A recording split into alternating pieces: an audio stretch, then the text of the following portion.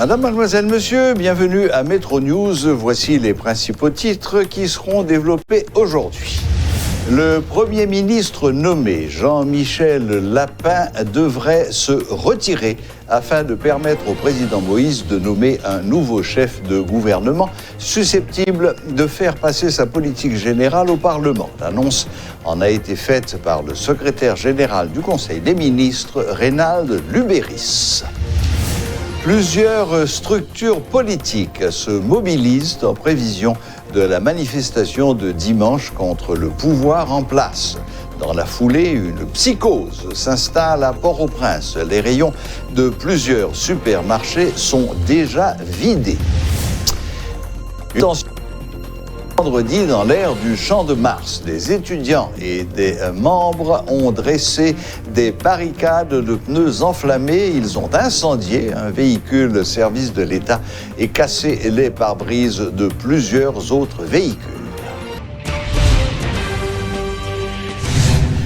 La situation a été compliquée au niveau du centre-ville de Port-au-Prince ce vendredi.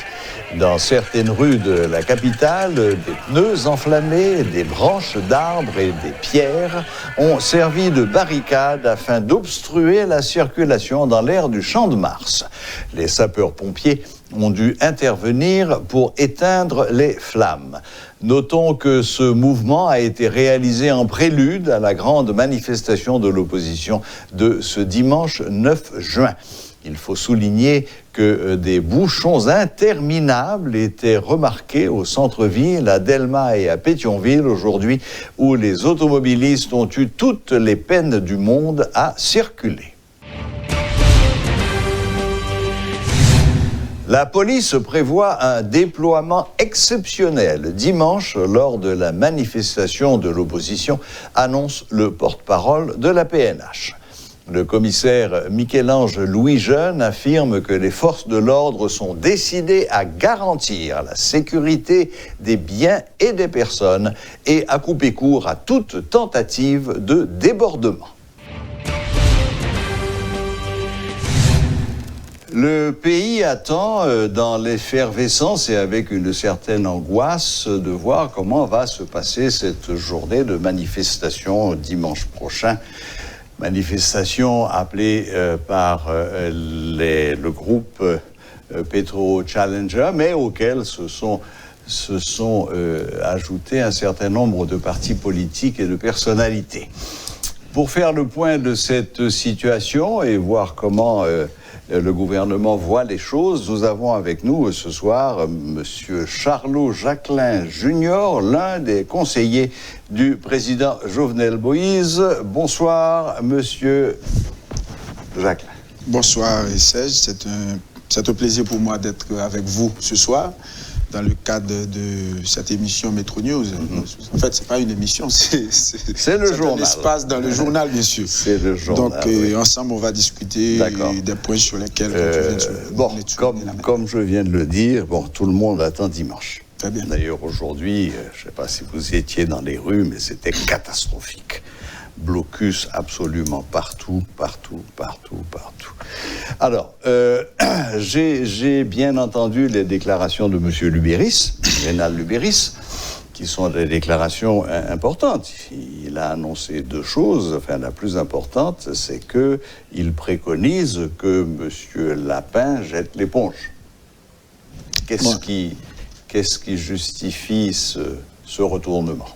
Bon, naturellement, nous sommes dans une situation de crise, vous le savez très bien. Et nous autres, au niveau de l'exécutif, on essaie de regarder la situation avec le plus de réalisme possible. Donc, il y a un gouvernement qui, malheureusement, n'a pas encore bénéficié du vote légitime du Parlement. Et maintenant, si nous sommes dans une situation que l'on qualifie d'impasse, donc il va falloir quand même que l'on trouve un mot douce et capable d'essayer au maximum possible de rallier tout le monde. Donc le Premier ministre Jean-Michel Lapin, c'est quelqu'un de très ouvert. Donc il serait préférable, bien sûr, que le Premier ministre laisse un peu le plancher, question de donner au président de la République beaucoup plus de marge de manœuvre dans la dynamique de recherche, d'apaisement, des négociations politiques éventuelles, vu les circonstances. Bon, tout le monde, bien entendu, a assisté aux 3 tentatives de séance de ratification au Sénat, tentatives qui ont à chaque fois été massacrées par un petit groupe de sénateurs qui portent donc en partie la responsabilité de cet échec. Mais un certain nombre d'observateurs critiquent aussi, comment dirais-je, l'entêtement du président de la République ou de l'exécutif à vouloir imposer Monsieur Lapin et également ce fameux ministre de la Justice qui semblait être la cible de beaucoup de personnes. Qu'est-ce que vous dites de ça? Bon, naturellement, lorsqu'un président prend une certaine décision, et ce n'est pas au premier affrontement, au premier critique, au premier jet de pierre qu'il faut lâcher prise. Donc, le président a tenu à garder le Premier ministre Jean-Michel Lapin parce que il s'est révélé au cours de ses collaborations avec le président de la République, tant en tant que directeur général et en tant que ministre de la Culture, être un très bon collaborateur. Très donc, c'est pourquoi le président a jeté son dévolu sur M. Lapin lorsque le moment était venu de choisir un Premier ministre. Il n'était pas question au début que M. Lapin allait être Premier ministre, mais les circonstances ont quand même inspiré au président de la République de faire le choix de M. Lapin. Donc, le président tient à sa loyauté, le président tient à son professionnalisme, à sa carrière et à son entier dévouement à vouloir effectivement collaborer avec le président de la République. Donc, puisque les circonstances ont évolué, donc il est fort possible aussi qu'on cherche d'autres moyens capables de mieux faciliter les choses. Venons-en maintenant à Maman Pemba, c'est-à-dire l'apparition du rapport final de la Cour supérieure des comptes qui, décidément, fait beaucoup de bruit. Aujourd'hui, une grande partie des gens qui manifestent, non seulement exigent que ce procès Petro-Caribé ait lieu, c'est-à-dire que les gens qui sont indexés dans ce procès se soumettent à la justice de ce pays, et d'autres, c'est d'ailleurs à peu près les mêmes, disent en même temps qu'il serait bon, il serait sage que le président de la République lui-même, puisque son nom figure dans la liste des personnes indexées, il serait sage de sa part qu'il se mette un peu, disons, en réserve de la République pendant quelque temps, le temps de se présenter devant la justice. Monsieur Lubéris semble dire que cette vision des choses est absurde et injuste. Quelle est finalement la position de l'exécutif sur ce point précis? Bon, la première chose, c'est que le président de la République est pour le procès Petro-Caribé. Le président n'est pas contre qu'il y ait un procès vu la quantité de dégâts qui a eu lieu au cours de ces plus de 10 ans depuis qu'on a signé avec le Venezuela pour l'affaire Petro-Caribé. Maintenant, effectivement, je suis un peu d'accord avec le secrétaire général du Palais, M. Lubéris, le secrétaire général du Conseil des ministres. Et il ne faut pas aussi mettre les charrues devant les bœufs. C'est-à-dire, il y a un rapport, le rapport n'est pas un verdict, le rapport ne condamne pas encore, le rapport ne dit pas qui a raison, qui a tort, le rapport rétablit les événements, rétablit les faits. Le rapport accuse. Accuse, ok, bon, dans une certaine mesure. Il ne juge pas. Il ne juge pas. Maintenant, il faut qu'on reste dans la limite des procédures. C'est-à-dire, la Cour supérieure des comptes a fait son travail. Il remet au Parlement son rapport définitif, qui n'est même pas un rapport définitif, puisque ce rapport définitif a été l'œuvre de près de 75% des analyses de dossiers. C'est-à-dire qu'il y a quand même 25% des projets qui n'ont pas été analysés, si l'on croit ce qui a été dit. Maintenant, le président de la République a un mandat de 5 ans. Il est dans l'exercice de son mandat et il a 2 firmes qui ont été soulignées, épinglées dans le cadre de ce rapport, Agritrans, Betex, etc. Et les firmes ont reçu certainement des contrats et en tant que prestataires de services, et les firmes ont délivré ces contrats à l'État haïtien. C'est-à-dire 85% du projet pour lequel la firme Agritrans a été souligné, a été bel et bien exécuté. Au contraire, l'État haïtien doit encore de l'argent à la compagnie Agritrans. Mais naturellement, moi, je ne suis pas là pour Agritrans, parce que je ne connais pas vraiment comment ça fonctionne, mais les avocats de la compagnie, les autres membres de la compagnie vont, et bientôt, ceci dans pas trop longtemps, apporter les éclaircissements nécessaires. Maintenant, s'il y a des films qui ont été épinglés dans le rapport Petro-Caribé sur 10 ans, donc on ne voit vraiment pas comment, que sur la base de simples, je dirais, on a juste souligné la firme à laquelle appartenait le président de la République et on demande déjà sa démission. Donc on pense que c'est aller un peu trop vite en besogne. Il faut vraiment qu'on laisse aux institutions républicaines le soin de faire leur travail, le Parlement, la justice, et à partir de là, on va quand même fixer les responsabilités en fonction de ceux-là qui ont eu des responsabilités et quand même à gérer. Et il y a une autre chose importante que j'aimerais quand même souligner. Et parmi les différentes résolutions qui ont été prises dans le cadre de la gestion des fonds Petro-Caribé, le président Jovenel Moïse n'a signé aucune résolution. Donc, le président Jovenel Moïse n'était pas au pouvoir dans la gestion des fonds Petro-Caribé. Il est arrivé au pouvoir à la fin de ce programme et les différentes gabegies qui ont eu lieu dans le cadre de la gestion de ce fonds ont eu lieu au cours du mandat de M. Préval, de Martelly et récemment Jocelyn Prévert. Donc, je pense qu'il ne faut pas essayer de faire une politique d'assassinat de caractère. Il faut vraiment laisser le soin aux institutions républicaines de faire leur travail et cela va permettre bien sûr à la vérité de jaillir pour que tout le monde soit vraiment bien informé. Oui, bon, tout à fait d'accord avec ce que vous venez de dire, mais beaucoup d'observateurs constatent que l'ex-premier ministre Jean Ricéan avait vraiment fait du procès Petro-Caribé son cheval de bataille et il avait commencé à prendre une série d'initiatives qui allaient dans ce sens. La publication des contrats, etc., etc. Bon, on a l'impression, depuis le départ de M. Séan, depuis l'éviction de M. Séan, que le procès Petro-Caribé est passé en seconde priorité, pour ne pas dire en troisième ou en quatrième. Il n'y a eu aucune avancée dans le cadre de ce procès. Il n'y a eu aucune interpellation. Rien de concret n'a été fait depuis cette époque. Et j'ai l'impression que c'est ça qui crée un malaise général et qui probablement est à l'origine de cette manifestation qui a été demandée pour dimanche. Qu'est-ce que vous en pensez ?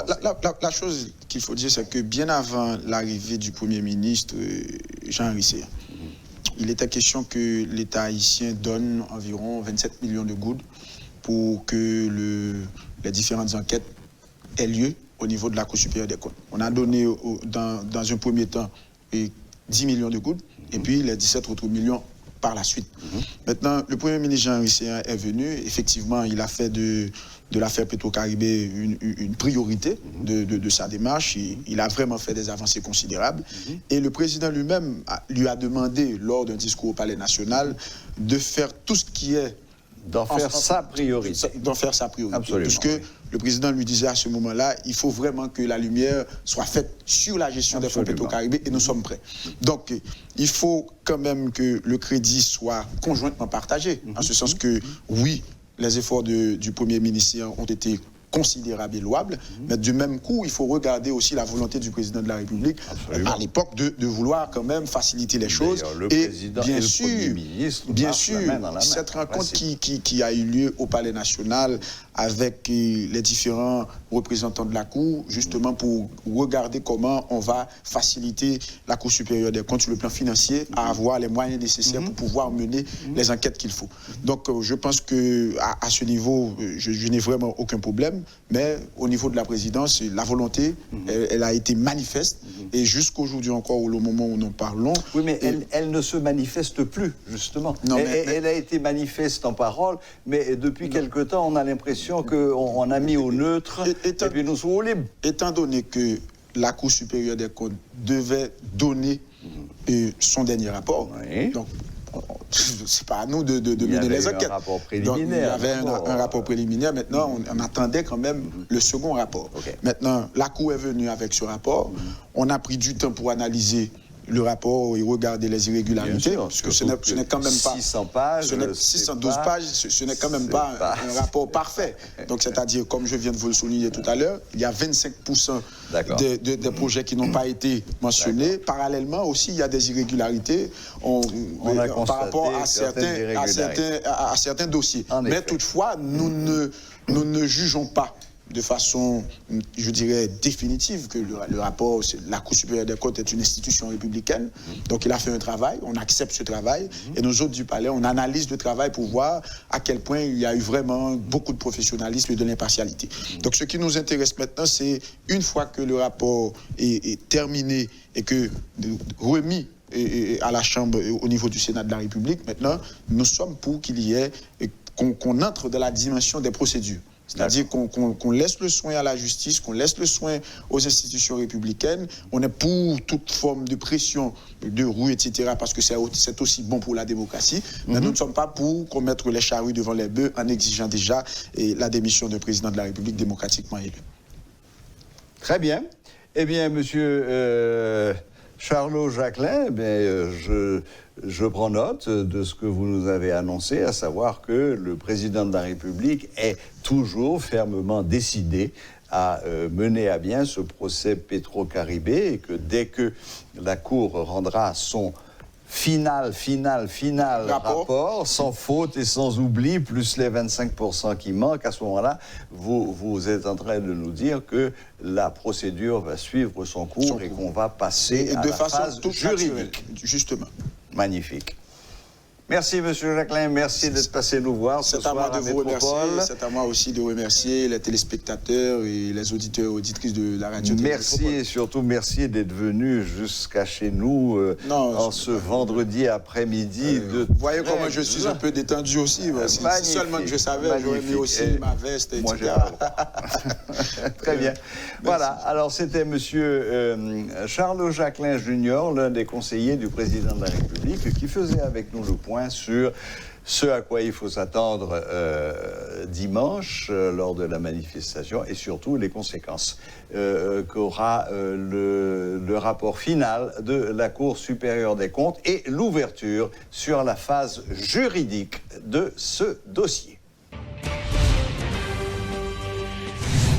Le regroupement politique ODEP Haïti, dirigé par Assad Volsi, annonce qu'il prendra part à la manifestation de dimanche qui va exiger le départ de Jovenel Moïse et l'arrestation de toutes les personnes indexées dans le rapport d'audit de la Cour des comptes des fonds Petro-Caribé. Comme ses collègues de l'opposition, le coordonnateur de l'orientation démocratique pour Haïti exhorte le président Jovenel Moïse, accusé dans le rapport, à se mettre à la disposition de la justice.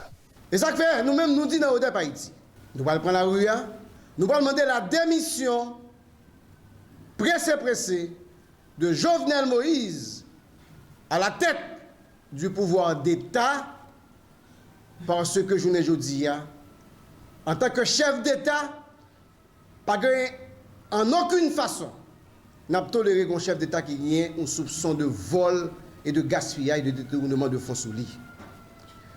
Mais en même temps, tout, nous ne pouvons pas faire procès à tout tourner le procès de Jovenel Moïse. C'est comme quoi, c'est seul Jovenel Moïse qui t'a pillé l'argent. Et que tout nègre, qui met cob dans poche, tout nègre qui construit building, Bolambé, tout nègre qui construit gros club dans Pétionville, tout nègre qui a serré cob à l'étranger, comme quoi même il y a cob dans poche. Oui, Jovenel Moïse, par principe et par morale, doit démissionner pour faciliter le travail enquête là, mais en même temps, nous allons prendre la rue pour nous demander de mettre un bas-code, quel que soit mon nom, quelle que soit la tendance politique, que le soit René Préval, que le soit Youssef River, que le soit Michel Martelly. Des membres de la structure dénommée Noupap Domi tirent la sonnette d'alarme et demandent au pouvoir judiciaire d'assumer ses responsabilités concernant les personnalités et les institutions indexées dans le rapport final sur l'utilisation des fonds pétro-caribés. Mettre l'action publique en mouvement contre tous ceux qui sont impliqués dans l'affaire Petro-Caribé. C'est la réclamation faite par ces jeunes Petro-Challengers, notamment Moïse Stevenson et Vélina Charlier, qui pointent du doigt la justice lors d'une conférence de presse.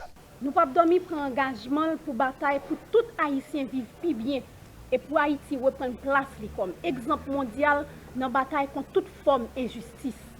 Nous pourrons mobiliser jusqu'à 9 juin 2019 là, dans 4 points pays pour demander démission président Jovenel Moïse pour procès Petro-Caribé capable d'avancer sans aucun obstacle. Alors qu'il est, nous connaissons qui est-ce qui volait l'argent.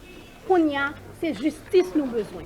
Pour pays à la population qui est en insécurité, dans misère généralisée. Nous-mêmes femmes, garçons, grands monde, jeunes, Petro-Challengers, nous ne pas quitter pour voler. Nous ne pas quitter pour assassin. Nous prenons engagement sous tombe papa nation, papa Jean-Jacques Dessalines, pour bataille pour la vie, chaque grain haïtien, chaque grain haïtienne, continuer. Nous ne pas baisser tête, ni négocier avec voler. Nous bataille jusqu'au bout pour nous une justice et réparation dans tout le pays. Ça que pas ça que mercenaires, pas passer dans le dossier Petro-Caribé, pas faire bouche nous longue, pas provoquer la population. Dans ça, nous sommes là, nous dans un moment de rupture, moment que nous avons cassé avec toute impunité, que nous avons tracé l'exemple. Donc, que le pays en tout entier vient rallier derrière nous, c'est ça le doit. Tout pays en doit Petro-Challenger. Tout pays en doit gommer contre la corruption et l'impunité. Donc, nous sommes bien contents que vous venez. Mais il ne faut pas penser que nous venons cacher faire. Ouvrir ça pour personne. La justice encore, nous rappeler, chercher colonne vertébrale. C'est une bataille qui a fait contre la corruption, qui a fait contre l'impunité. Nous-mêmes, nous la donnons, nous appuyons. Nous-mêmes, dimanche, nous allons sous béton, nous allons demander la justice fait travail. Et nous avons profité de ça encore. Manifestation, ça, sont manifestations pacifiques. Tout le monde qui a essayé de mettre diversion, dit qu'il y a violence. Nous-mêmes, nous demandons pour tout le monde de marcher pacifiquement. Une veille sur l'autre, une protéger l'autre, on fait le respect, on marche à sachet de l'eau en plus. Une by l'autre, en montrant l'autre image d'Haïti. Parce que dans la violence, nous ne pouvons pas résoudre pièce problème. Au contraire, c'est plus de problème que nous allons gagner.